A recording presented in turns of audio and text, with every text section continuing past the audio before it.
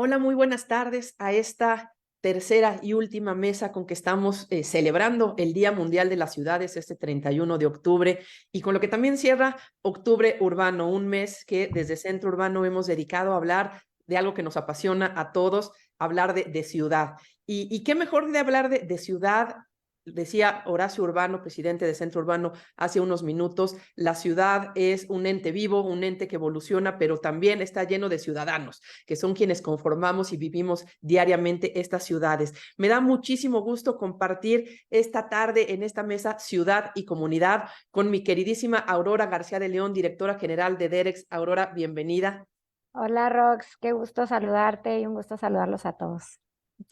También saludo a otra gran amiga desde hace muchos años, Madeleine Cortés Cravioto, directora general de Fundación Hogares. Madeleine, gusto en tenerte esta tarde. Creo que tiene por ahí algún tema todavía Madeleine, pero le damos la bienvenida que ya están también con nosotros. Ya está por aquí Madeleine, qué gusto saludarte. Hola Rox, ¿cómo están? Qué gusto saludarlos. Muchísimas gracias Madeleine. También damos la bienvenida a Adrián Acevedo, arquitecto y experto en movilidad y planeación urbana. Hola Roxana, mucho gusto y gracias por invitarme. Al contrario, qué gusto que nos acompañes. Y finalmente, Adolfo de la Torre González, maestro en vivienda colectiva y ciudad. Bienvenido. ¿Qué tal? ¿Qué tal? Muchas gracias, Roxana, y gracias a todos por la invitación. Pues un gusto poder cerrar este Día Mundial de las Ciudades, decía yo, con un tema tan importante como ciudad y comunidades. Mencionaba yo, decía Horacio Urbano hace unos minutos, que la ciudad es un ente vivo que va evolucionando, pero para mí lo más importante de las ciudades son los ciudadanos, son las personas que las habitan y las que crean comunidad. Una ciudad puede estar planeada quizás de una manera muy estructurada, pero si no sirve para quienes la habitan, no sería una ciudad completa. Y para iniciar esta charla, me gustaría mucho, Aurora, tú que tienes mucha experiencia en la planeación de desarrollos, en la planeación de espacios habitables, pero que tienen este ingrediente tan importante de que la comunidad se los apropia, la vive, la enriquece y es quizás hasta la que le da plusvalía.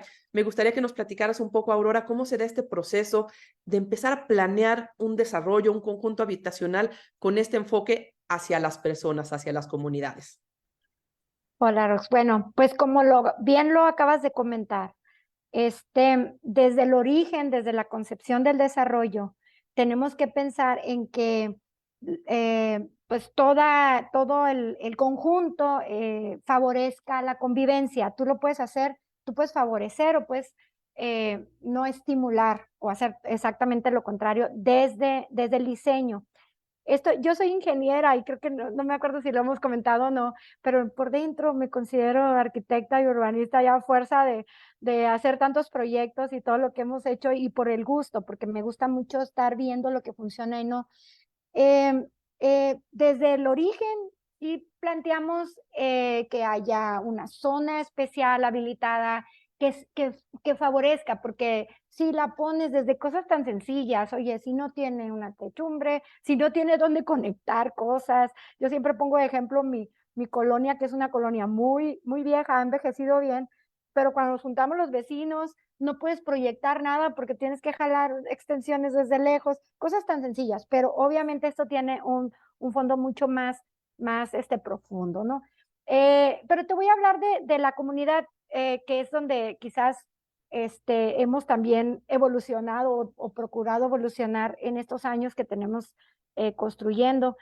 Fíjate que nosotros hemos detectado que siempre es un grupo pequeño del conjunto que es el que genera los grandes cambios. Entonces, desde el origen tratamos de identificar a esa población, a esos líderes internos, porque estamos convencidos que buena parte de los problemas que salgan, algo que no visualizamos desde que lo estamos concibiendo, pues bueno, buena parte de los problemas pueden resolverse escuchando a los que viven ahí, cosas que no previmos, cosas que no nos dimos cuenta, bueno, se solucionan a través de la interacción con los vecinos y entre los vecinos. Entonces tratamos de darles el marco institucional, apoyarlos, a que hagan su asociación, cómo son las reglas, todo eso lo tenemos ya muy elaborado, pero más que apostarle a las reglas, le estamos apostando a la costumbre, tratamos, lo que buscamos es, ¿cómo te diré? Hacer más veloz el proceso en que la comunidad se integre, porque ellos, lo digo en otras ocasiones, pudieran conocerse o no, pudieran ser vecinos que nunca se conozcan, pero tratamos de empujar a que sí lo hagan a través de una serie de actividades que luego pues quizás se convierten en tradición en esa colonia, ¿no? Como los que bailan, van y bailan, que tienen años en un mismo lugar, o sea, le apostamos a que se vuelva ya algo que ellos adopten, ¿no?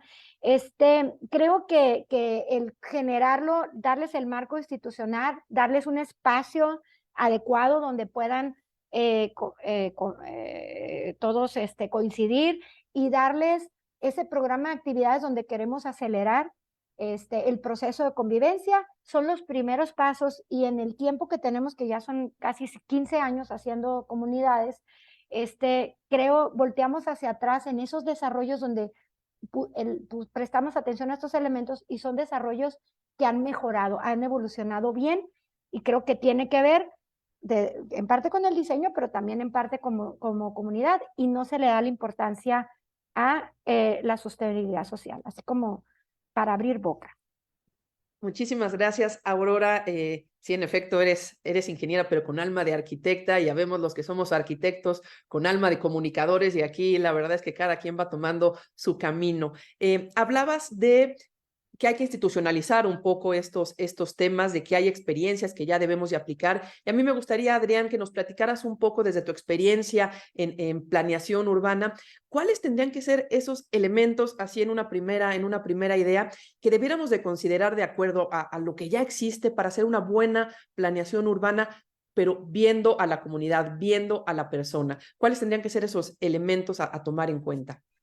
Sí, sí, gracias, Roxana. Pues así como dijiste que tú eres arquitecta con alma de comunicadora, yo soy arquitecto con alma de planeación, ¿no? Y creo que en el tema de la participación de la comunidad, pues, creo que nos falta cuestionarnos mucho el por qué queremos que participen y el cómo vamos a hacer que participen, ¿no? Entonces, así me vienen a la mente para tu pregunta, instrumentos que tenemos que quizás no son los ideales, pero que consideramos para la planeación de la ciudadanía en las decisiones de las ciudades, ¿no? Entonces, por ejemplo, me viene desde mi vista muy chilangocentrista el presupuesto participativo, ¿no? Que tenemos como el principal instrumento para que la ciudadanía y las comunidades tomen decisiones de cómo se va a gastar una buena parte del presupuesto en su comunidad, ¿no?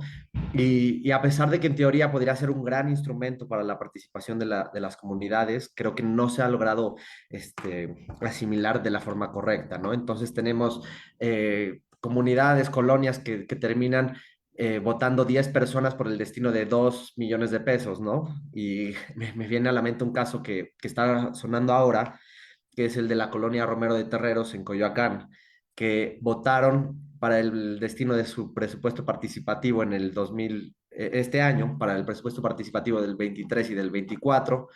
Y bueno, otra vez, como casi siempre sucede, la participación es muy baja y lo que votaron fue por privatizar su calle, ¿no? Y pues son esos límites de, pues sí, se les está permitiendo que participen y que destinen el futuro del presupuesto para, para su comunidad, pero qué decisiones estamos permitiendo que se den, ¿no? Y el por qué y cuáles son los límites dentro de esta participación, ¿no? Entonces, yo revisé bastante este tema del presupuesto participativo y tenías también otras colonias que decidían que 2 millones de pesos se debía de usar para un carrito para regar las plantas de su fraccionamiento de clase media alta, ¿no? O incluso veías a 10 personas votando para que se pinten las fachadas de un edificio de una unidad habitacional, ¿no? Entonces, quizás hay que cuestionarnos un poco cómo son los instrumentos que tenemos para la participación ciudadana en nuestras ciudades, el por qué son de esa forma y si están funcionando, ¿no? Porque en una de esas podemos ponernos de acuerdo entre 15 vecinos y destinar 1, 2, 3 millones de pesos en un beneficio personal, ¿no? Y si realmente es lo que se busca es el beneficio personal o el beneficio de la comunidad o el beneficio de la ciudad, ¿no? Que igual en muchos casos se pierde esa escala entre lo que es comunidad y lo que es ciudad, ¿no? Y donde entran medidas un tanto egoístas o genuinamente unas en las que sí se piensa a nivel ciudadanía y a nivel ciudad, ¿no? Por eso mencionaba yo hace un momento que para tener buenas ciudades hay que tener buenos ciudadanos, ¿no? Creo que es parte de lo que tenemos que aprender, pero también me parece que hay muchos temas de planeación, quizás en lo macro, en la teoría, en el análisis, pero a veces no logramos aterrizarlos en la realidad o en lo cotidiano. Adolfo, a mí me gustaría que nos platicaras un poco de la experiencia, de cómo lograr que todos estos datos, estos temas macros se aterricen realmente a las ciudades y a las comunidades.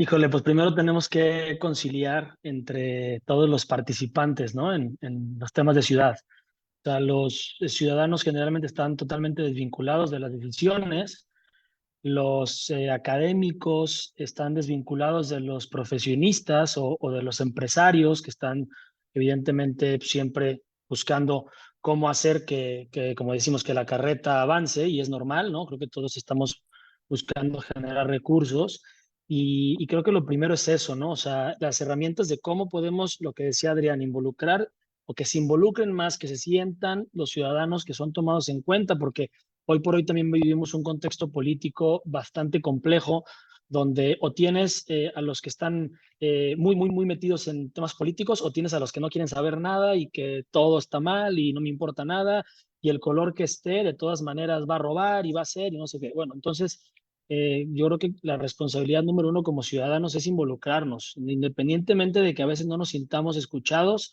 Si no levantamos la mano y por lo menos expresamos lo que está o lo que nos aflige, no vamos a poder llegar a ningún lado, ¿no? Y por otro lado, sí, o sea, también sensibilizar a todos esos actores que están generando recursos o generando rendimientos, pero en las decisiones en las que toman, ¿no? O sea, no se trata nada más de tener una reserva territorial buscando, la especulación no es mala, simplemente hay que ver cómo le das forma a esa especulación, y no se trata solo de ofrecer vivienda y ya está, ¿no? Que es un poco también el tema en el que yo estoy un poquito más sensibilizado. Se trata de ver esto como los barrios, ¿no? Como lo hemos visto en esos centros de los primeros cuadros de las ciudades, y como hoy por hoy es vigente también en la mayoría de las ciudades europeas, ¿no? Y algunas en otras partes del mundo, ¿no? O sea, el famoso que se está escuchando mucho ahorita de Carlos Moreno, de la ciudad de los 15 minutos, ¿no? O sea, ¿cuántas actividades podemos realizar eso? Caminando o en un transporte de micromovilidad, ¿no? Que puede ser una bicicleta, una patineta, un scooter, etcétera. Si logramos tener un gran porcentaje de las actividades del día a día en ese rango, cerca para los ciudadanos, también empezamos a generar unas dinámicas distintas a nivel social, ¿no? Porque por lo menos le pones cara a los vecinos, o al que tiene tal comercio cerca de tu casa, o al que no sé qué, y no hay mejor manera de sentirse protegido y protegida que siendo visible para los que están alrededor de ti, ¿no? Les ha tocado a algunos ver cómo hay ciertas comunidades o fraccionamientos cerrados donde no se conoce a nadie, ni tampoco les interesa generar interacciones, ¿no?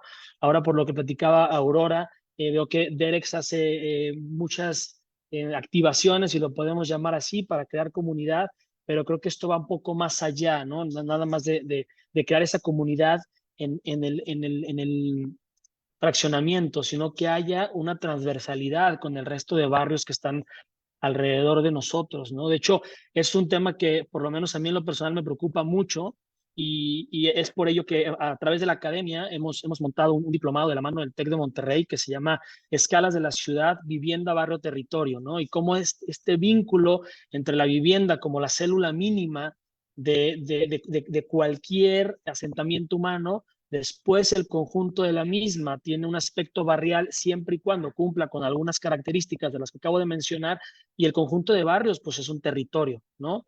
Entonces, este tema es complejo porque las ciudades en México no han crecido así en los últimos 30 años. Hoy por hoy, por lo menos en Guadalajara, en mi ciudad, estamos viendo que hay una tendencia, las personas están volviendo dentro del periférico, aunque dejen casas enormes a las afueras, en el sur o un poco más al poniente. Dice, no me importa dejar la casa, pero ya no puedo estar en el coche 3 horas, ¿no? En el día. Entonces, bueno, por ahí un poco sería como esta primera participación, y y esa es la óptica que vemos desde acá. Muchas gracias, Adolfo. Y mencionaste varios temas de los que estaremos hablando a lo largo de esta mesa, pero comentaban algo, y es que no siempre la ciudad va a nacer desde cero. Son algunos casos como los de Aurora, donde se crea un conjunto, donde se crea un desarrollo que parte desde cero, y ya estudiaremos aquí en esta mesa cómo la planeación urbana debe de fomentar ciertos temas de comunidad. Pero la mayoría de las ciudades en nuestro país y en el mundo ya existen, ya son ciudades que se han formado, que han evolucionado, que se han ido construyendo y reconstruyendo a lo largo de los años. Y en ese sentido, Madeleine, me gustaría que nos hablaras un poco de cuando tenemos que reconstruir una ciudad, cuando tenemos que intervenir una ciudad que ya existe y donde el espacio público además juega una parte muy importante.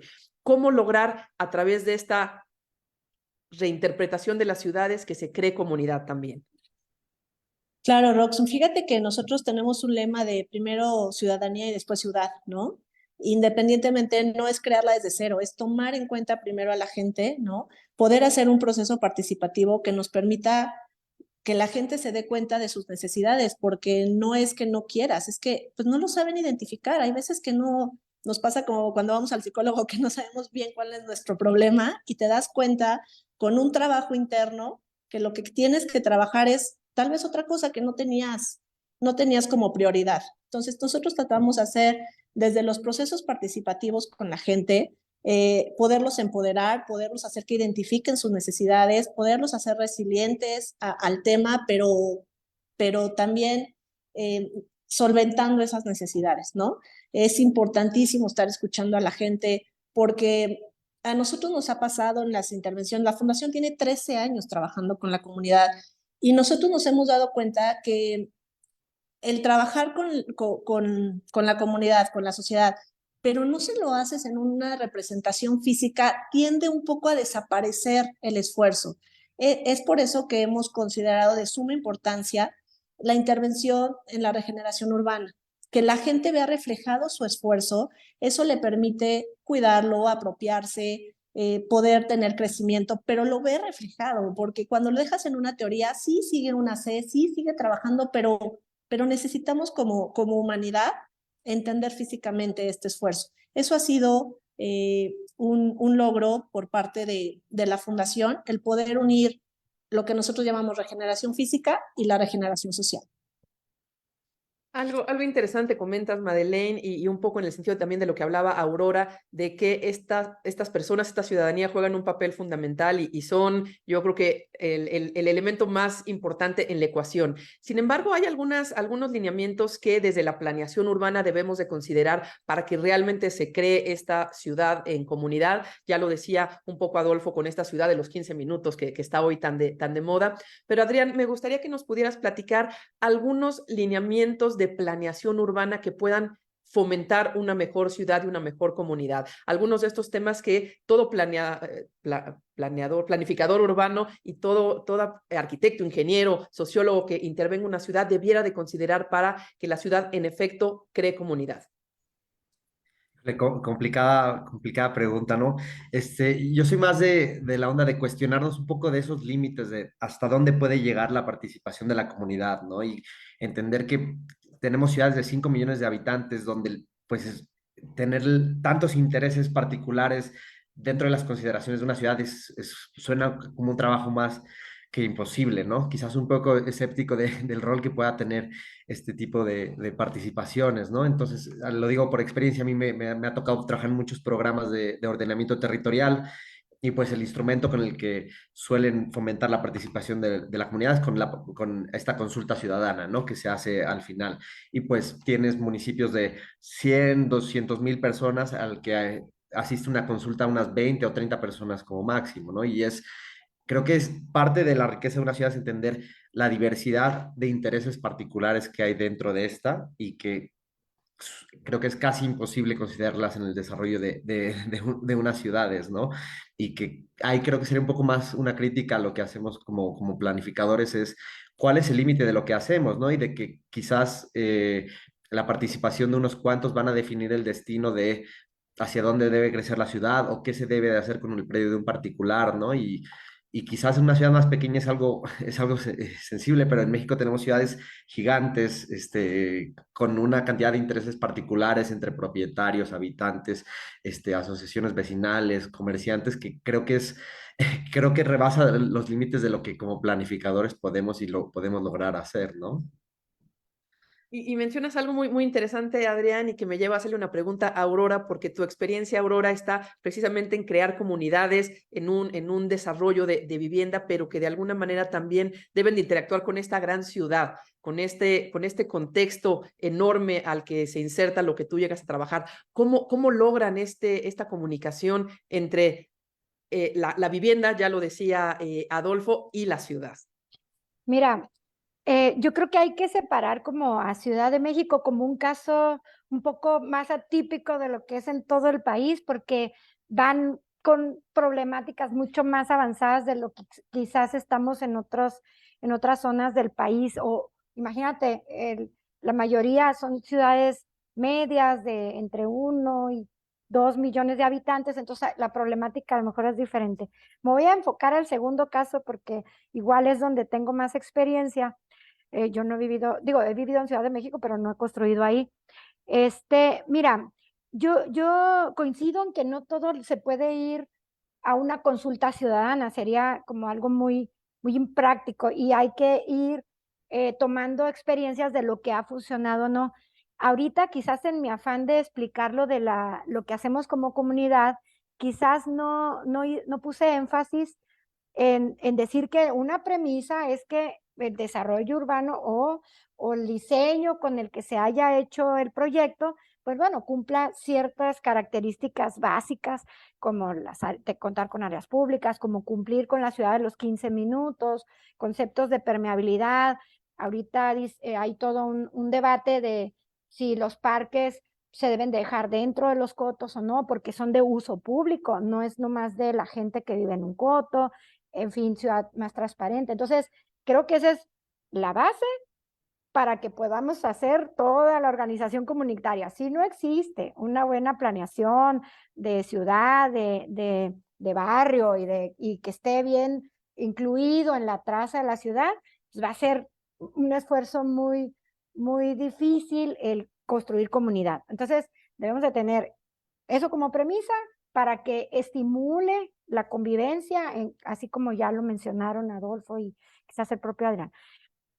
Bueno, pero partiendo de que eso lo tenemos, creo que mi reflexión va en cuanto a cómo incluso en el proceso de construcción de desarrollos que, por cierto, ahorita cuando son intraurbanos, nos obligan a diseñar más ad hoc, o sea, no son recetas, esto es un traje a la medida donde tenemos que integrar estos desarrollos a lo que ocurre en la ciudad. Entonces, en el proceso de hacer comunidad o de formar las asociaciones de origen o a muy temprana edad, pues bueno, puedes todavía estar a tiempo de escuchar lo que ellos están viviendo ya como residentes ahí para hacer ajustes en el proyecto antes de terminarlo, incluso, o para generarle pues mayores probabilidades de subsistencia. En nuestra experiencia ha sido muy positivo. Hemos visto plusvalías de 20-30% anual. Acá, yo sé que Ciudad de México, repito, a lo mejor u otras ciudades grandes las tenemos que estudiar porque son fenómenos distintos, pero en ciudades medias los hemos visto y te digo, en parte por una buena planeación urbana, en parte por una buena organización.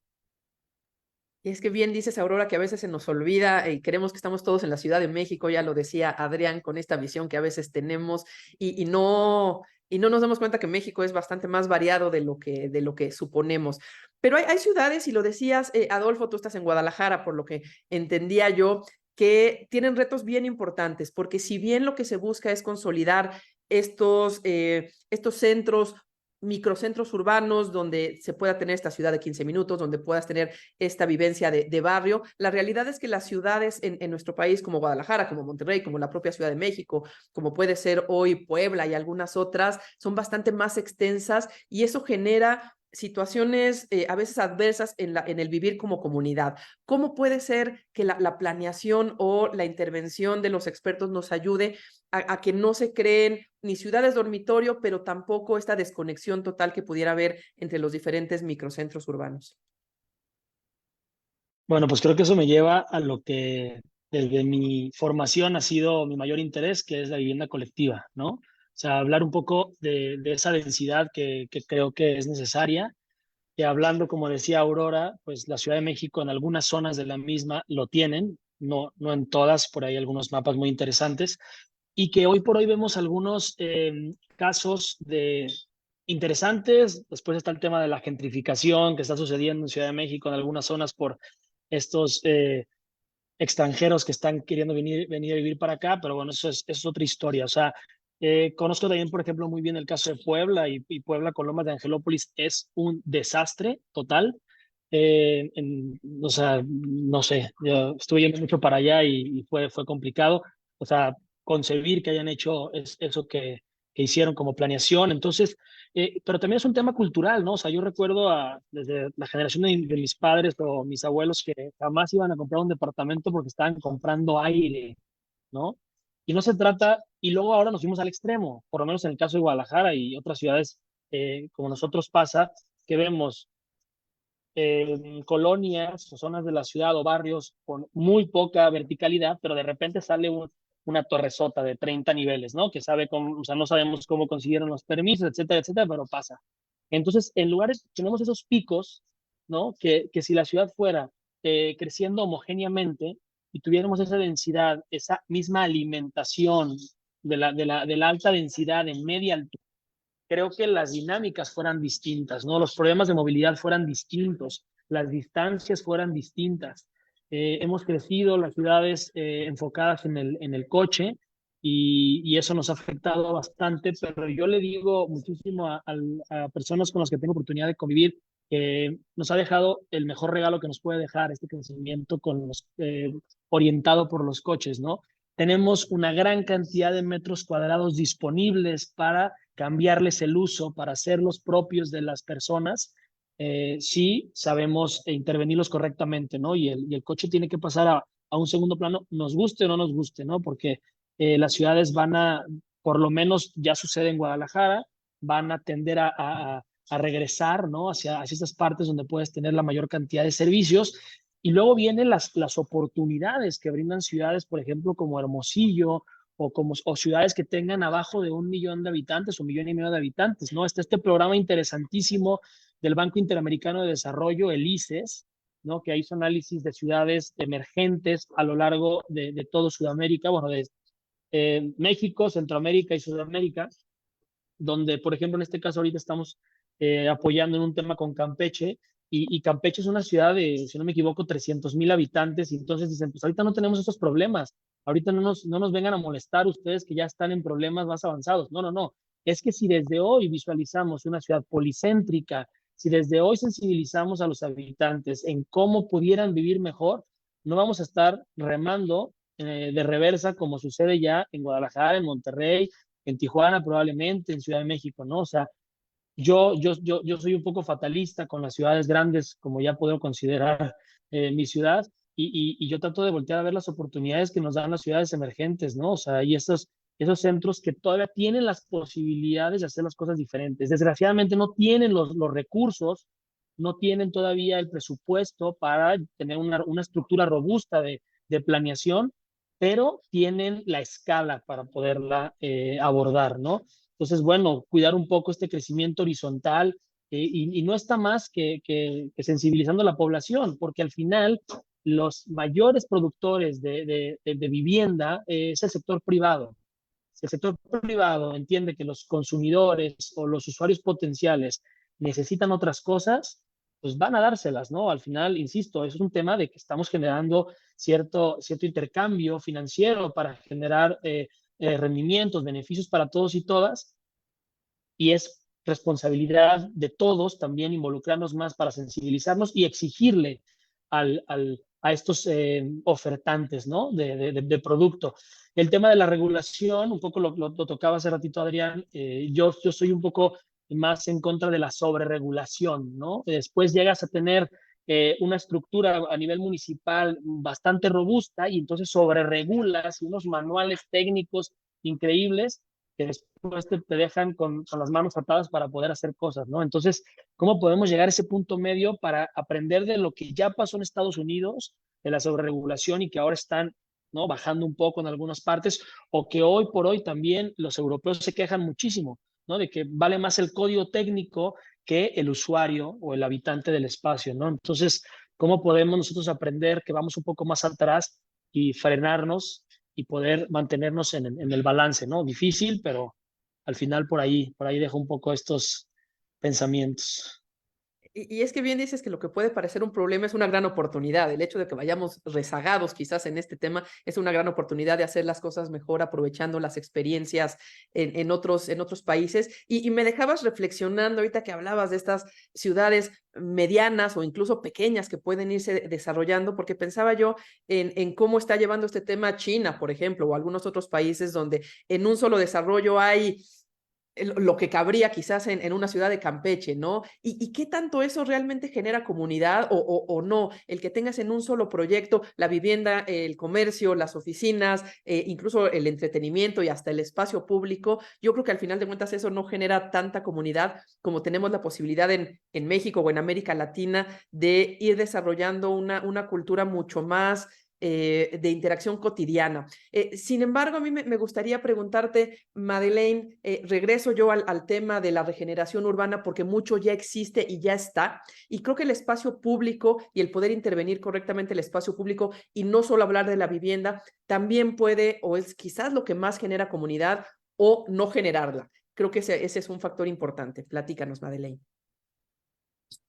Sí, de acuerdo, Rox. O sea, la regeneración, el espacio de para todos, ¿no? Marca la tendencia donde quieres ir. Mira, te quiero comentar el caso Jojutla, que ya es muy conocido entre todos, 2017, partiendo de una contingencia, cuando llega la fundación y todas 200 fundaciones ayudando a la inmediatez, ¿no? Porque claro que era una contingencia súper importante.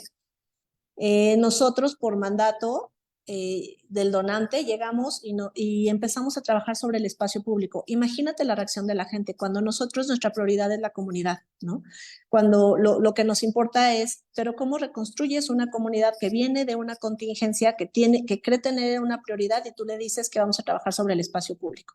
Entonces empezamos a hacer un plan de comunidad a un año. Nos tardamos un año en decirles y hacerles entender a la gente, a la prensa, a todo el mundo, porque claro que nos atacaba, que el bien común se iba a ver reflejado en el suyo propio.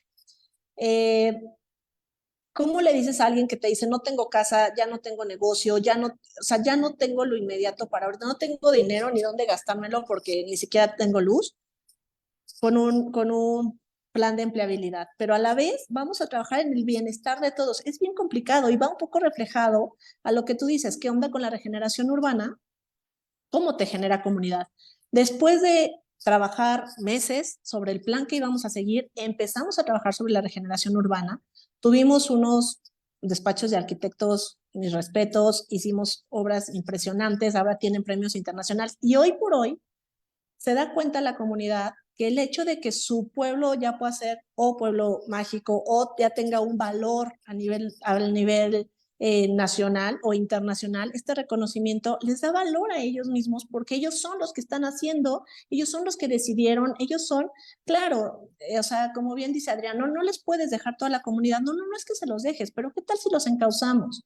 Porque claro que llegamos siempre a una comunidad y tu comunidad, ¿qué quieres? Es una alberca, ¿no? O una fuente, o no sé, la cosa primaria que se te pueda ocurrir por gusto, por recreación, por lo que quieras. Pero ¿qué tal si vamos encauzando por qué no ponemos estas estaciones de movilidad? Porque, o sea, vas encauzando un poco a la detección de las necesidades. Este es un tema de negocio, este es un tema o sea, vamos guiándolos. Porque claro que si lo supiéramos, si nosotros supiéramos todo lo que tenemos que hacer, pues lo haríamos, pero ellos tampoco lo saben. Esa es la función de la fundación, o sea, que la comunidad entre como poder desarrollar esta conciencia, poder desarrollar esta capacidad, ¿no? Y realmente nuestra meta a largo plazo es que estos talleres participativos impacten en la política pública, porque está padrísimo que nosotros trabajemos acá todo el tiempo y que Aurora desarrolle pensando cómo se va a proyectar en salud, cómo se va a proyectar en desarrollo físico, no sé, estar proyectando, pero siempre estamos trabajando acá, porque no hay una política que nos permita, una política pública que de verdad nos permita impactar y regirnos por eso para poder encauzar a las comunidades que no tuvieron la oportunidad de saberlo previo.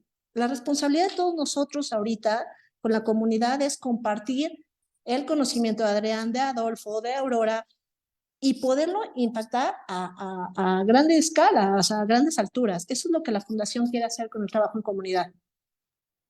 Y por eso tenemos tan buena sintonía con Centro Urbano, porque precisamente lo que buscamos desde este think tank de temas urbanos, de temas de ciudades, es dar a conocer las buenas prácticas y reflexionar sobre lo que quizás no se hizo bien, que ya lo han comentado todos ustedes. Y por eso creo que es tan importante el lema que le pusieron este año al Día Mundial de las Ciudades, financiando un futuro urbano sostenible para todas las personas, porque bien lo han comentado, el hecho de crear una buena comunidad le genera plusvalía a la persona que compró y que vive ahí. El hecho de tener una buena dirección, ya lo decías, Madeleine, pues puede hacer que sin darte cuenta esto te genere mucho más beneficios. También esta parte de los desarrolladores, decía Adolfo, pues desde luego que necesitan generar una utilidad, al final de cuentas, pues es un negocio, pero si están bien dirigidos, creo que podemos lograr que este futuro sostenible sea para todos y no llegar a lo que decía Adrián hace un momento de, bueno, pues si nadie participa en el presupuesto participativo de la Ciudad de México, pues pongo una caseta para mi cuadra, ¿no? Pero hablabas algo también, Madeleine, mencionabas el caso de Jojutla, muy conocido para todos porque fue uno de los lugares más afectados cuando el sismo del 2017 y hoy tenemos otra tragedia tremenda en nuestro país, que es la situación de Guerrero. Iba yo a decir la de Acapulco, pero en realidad no es la de Acapulco, es la de Guerrero, porque hay mucho más que tenemos que hacer en este caso. Y ahí me gustaría conocer, Adrián, tus puntos de vista de... Es un problemón tremendo el que tenemos encima como sociedad y como país, pero ¿qué experiencias o qué aprendizajes podemos tener para poder hacer las cosas mejor en Guerrero en beneficio del país, pero sobre todo de las personas que habitan ahí? Híjole, es súper complicado, ¿no? Pero eh, creo que el principal reto va a ser cómo se va a financiar todo el tema de la reconstrucción, ¿no? Y yo el caso de Jujutla lo tengo muy presente porque de hecho ahí trabajé en mi tesis de licenciatura y fue bastante interesante de nuevo, ¿no? Cómo fue la participación ciudadana, cómo se hicieron estos hitos arquitectónicos en la ciudad, se reconstruyó la parte del centro de Jojutla, ¿no? Pero de nuevo, y vuelvo a traer el tema que había mencionado, ¿no? Jojutla es una localidad de 20,000 habitantes, ¿no? Que es un reto muy distinto a lo que va a ser el tema de Acapulco, ¿no? Que es una ciudad de 1 millón de habitantes, con unas finanzas municipales débiles, que dependen mucho de lo que se les transfiere el gobierno federal para poder hacer cosas, ¿no? Y bueno, y ahí creo que es cuestionarnos qué va a ser más importante, ¿no? Si que sea un proceso que tarde muchos años o sacar adelante el proyecto lo más pronto posible, ¿no? Porque creo que algo que es innegable es que la participación de la comunidad por su carácter, por el carácter de tratar de involucrar a la mayor cantidad de opiniones y de llegar a consensos, es un proceso largo, ¿no? Y es un proceso tardado, ¿no? Y quizás otra vez, en algunos contextos puede ser muy atractivo tratar de llegar a consensos de ese tipo, pero en un momento de crisis es complicado, ¿no? Y otra vez, es tener muchos intereses detrás de ver qué comunidades uno quiere construir, ¿no? Y qué comunidades vamos a construir con la reconstrucción de Acapulco, ¿no? Y creo que ese es como el cuestionamiento principal que hay que tener a la hora de tratar el tema de estas crisis provocadas por desastres naturales, ¿no? Es qué vamos a construir y por qué vamos a construir y cuál va a ser el resultado de las comunidades que vamos a construir y qué es lo que vamos a tratar de lograr, ¿no? Y es que en efecto hay que verlo como una oportunidad de vamos a replantearnos cómo lo hicimos y cómo lo debemos de hacer, pero también es que existen dos tragedias, dos Acapulcos, dos Guerreros. Por un lado, esta zona costera que todo el mundo hemos visto y que tiene una solución mucho más financiera y mucho más de intereses económicos, pero también está esta otra parte de las comunidades, de los pueblos que se han visto afectados y ahí cómo involucrar a la población que lo que necesita es la resolución inmediata a su problema. Adolfo, me gustaría tu punto de vista sobre cómo enfrentar pues, este reto enorme que tenemos, que es una oportunidad, pero también presenta cantidad de aristas. Híjole, el tema de Guerrero, igual como dice Adrián, qué complicado. Yo lo único que he estado pensando en los últimos días es que por favor no se politice. O sea, este tema entre que la oposición quiere sacar partido, entre que parece que también el gobierno quiere sacar partido, o sea, ya hay patrimonios de muchísimas personas, hay vidas que se perdieron, de muchas más de las que parece que se sabe, y dejar a un lado este tema de la politización de una catástrofe de este tipo, ¿no? O sea, hay que apoyar a la comunidad, va a ser difícil la reconstrucción, o sea, yo me quedo pensando mucho en cuáles fueron los primeros videos que circularon del impacto, ¿no? De la zona diamante. O sea, como si fuera lo único, lo más importante, ¿no? Entiendo que hay muchísimo dinero ahí y les pegó económicamente a muchas personas, pero las zonas que tienen una altísima vulnerabilidad, que evidentemente la cultura del seguro no existe, ¿no? No sé cómo o sea, van a poder subsistir. Ese es otro problema que también tenemos en nuestro país, ¿no? La cultura de asegurar las propiedades es prácticamente nula, ¿no? O sea, yo he hablado mucho con algunos actores políticos y decirles, oye, es que debería de ser obligatorio, por lo menos que aquí en la zona metropolitana de Guadalajara no pasa, que cualquier edificio de más de 2 viviendas tenga que pagar una póliza de seguro anualmente por lo que sea, ¿no? No, no pasa, no pasa. Entonces, esta otra parte, o sea, ¿cómo vamos a poder apoyar como sociedad que estamos fuera de, híjole, muy difícil, ¿no? Pero a mí me deja como pensando mucho más este tema, ¿no? De que no se politice, que se ayude. Lo que pasó, pues fue algo inaudito, que nadie lo esperaba en tan poco tiempo. Se puede criticar a quien queramos criticar, que porque no avisaron a tiempo, lo que sea. Al final fue lo que fue, ¿no? Y no es culpa de nadie porque ya pasó. Podemos aprender, claro que podemos aprender, lo vamos a mejorar, espero que lo podamos mejorar, pero todavía es más preocupante la situación de seguridad en la zona, ¿no? Y cómo yo, bueno, el papá de una muy buena amiga mía son de Acapulco, estaba en Acapulco cuando sucedió todo, su negocio se lo vaciaron completamente, una bodega de muebles enorme, se lo vaciaron completamente en cuestión de horas y decía, es que me voy, porque se salió de Acapulco al final, me voy porque no sé si van a venir a mi casa hasta acá a saquear de por sí ya los daños que tiene la casa, ¿no? Entonces, híjole, es una mezcla entre todo esto que viene arrastrando la zona, y no es la única del país, arrastrando temas de seguridad bastante complejos y después le das este tema, ¿no? Lo único que vamos a poder ver con el paso de los meses es qué área de las ciudades o de los pueblos se recupera primero. Va a dar mucha tristeza ver que probablemente serán las zonas donde hay mayores intereses financieros y bueno, ¿qué puedes hacer o qué pueden hacer los que tienen los medios para ayudar a los que no tienen los medios, ¿no? O sea, nosotros, por lo menos en un contexto distinto, estamos ahora tratando de sensibilizar a nuestros clientes que están haciendo vivienda en cómo puedes darle algo más a las personas que no van a ser tus clientes, ¿no? Porque a lo mejor tienes vivienda de cierto nivel, medio alto, y qué puedes darle a los que no tienen la posibilidad ni siquiera y pueden imaginar hacerse una vivienda, ¿no? Y estamos tratando de que una parte de los beneficios se vayan a poderle dar una vivienda digna a alguna familia que lo necesite, que tenga certeza jurídica sobre la propiedad de la tierra, etcétera, etcétera. Entonces, no sé si algo, sensibilizar a las personas que sí tienen los medios y decir, oye, sé que a veces somos muy individualistas, desgraciadamente la estructura social de hoy en día nos ha hecho ser muy individualistas o pensar solo en nuestro núcleo más cercano y cómo podemos abrirnos y ayudar a los que no pueden hacerlo, ¿no? Ojalá que vaya por buen camino la reconstrucción, va a ser complicado y bueno, ante una situación de ese tipo, no todas las ayudas van a ser las mejores, pero creo que todo abona.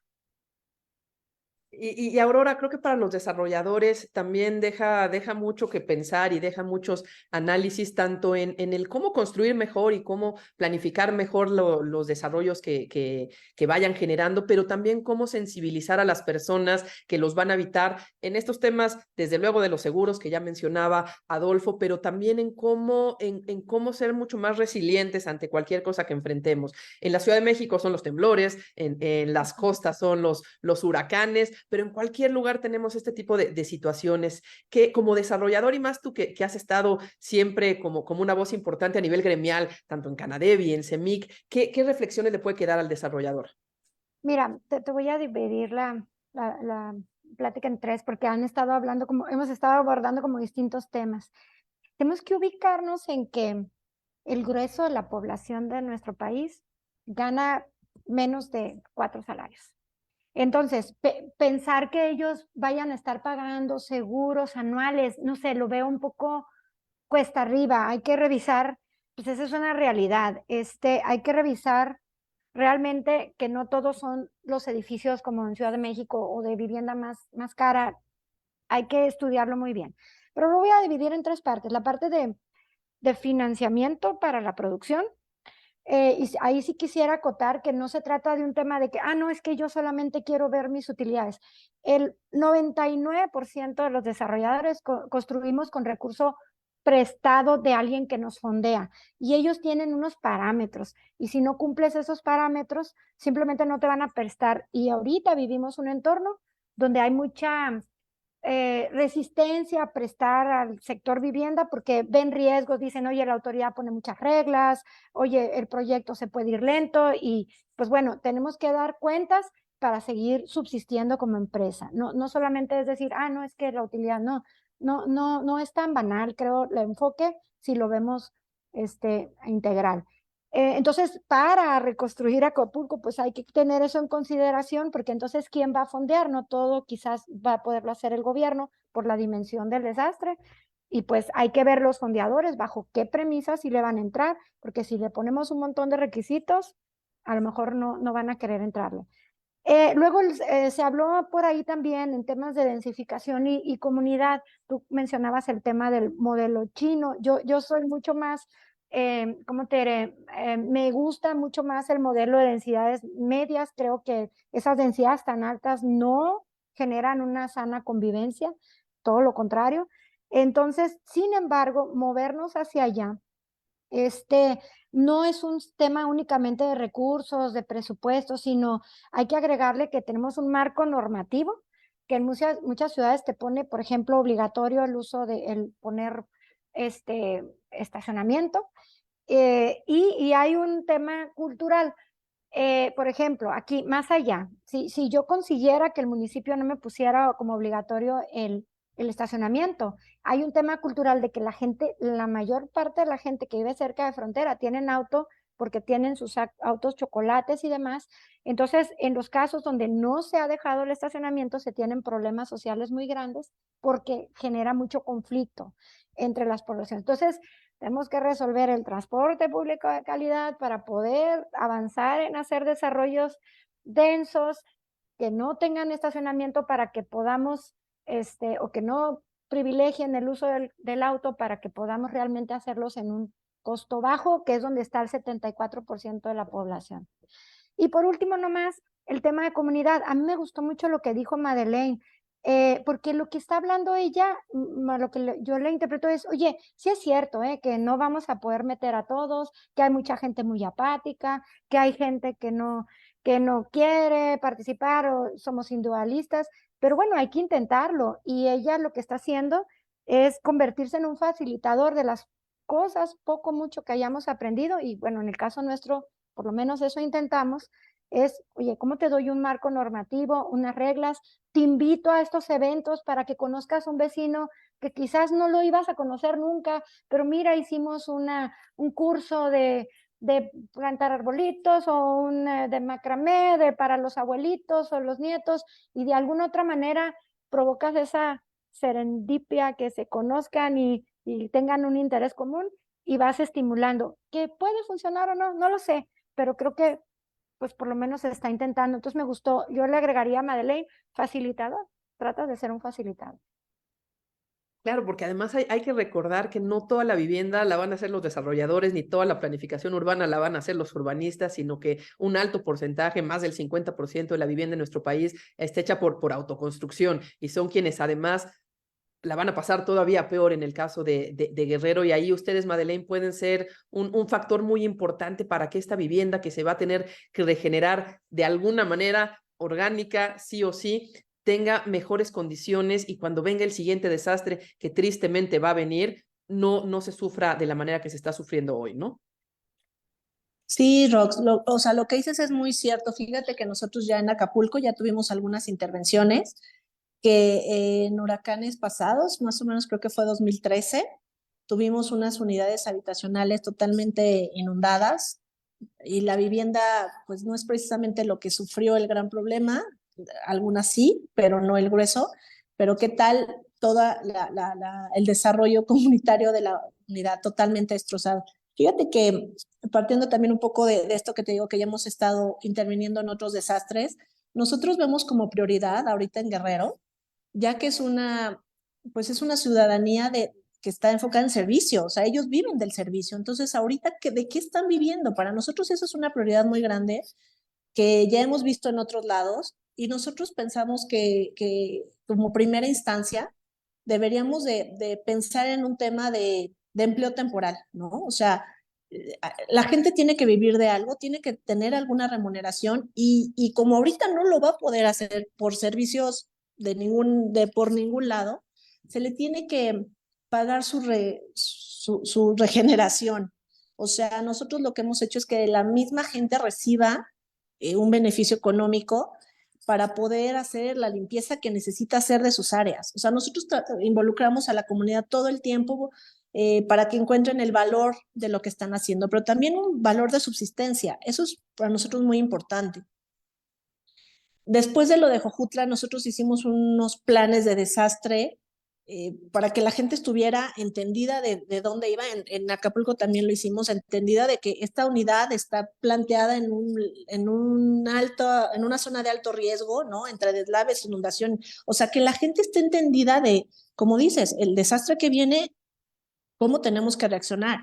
Ahorita tenemos entendido que en las unidades donde estuvimos interviniendo y que tenían este conocimiento ya no hubo muertos. Entonces, a pesar de las inundaciones tan fuertes que recibe la unidad Colosio, que está en la zona Diamante, ¿no? Como decía Adrián, es que normalmente estas zonas donde están, es que en la zona Diamante que abastece de servicios a la zona Diamante, también hay una zona bien preocupante que pues lo ubicaron en un cerro donde perfectamente se deslava y baja todo el agua y entonces se inunda toda la casa. O sea, sí estamos con esos riesgos constantemente pues de que están ubicados en zonas que solamente podríamos salvar el tema con una reubicación y las reubicaciones tú sabes que casi están penadísimas, aquí no existe el tema, ¿no? Ahora, ¿cómo vamos a levantar una contingencia tan importante?